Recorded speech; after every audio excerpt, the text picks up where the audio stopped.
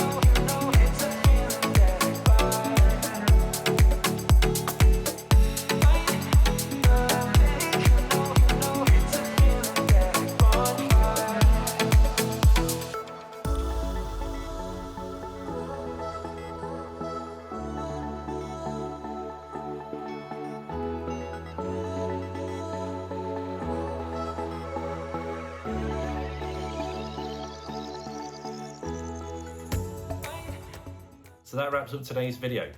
Now the reason why that looks so bad is because they had a dog. Now the oil from the dog's coat will transfer to the carpet and that then will attract dirt quickly. So that's why you often see these sort of grey carpets turning brown over time when there's dogs involved. So what we used is a chemical that breaks down the natural oils from the dog's coat, and then that's all rinsed away with fresh water at the end, leaving it nice and fresh and pH neutral, so it's safe straight away for the owners and the dogs to go on.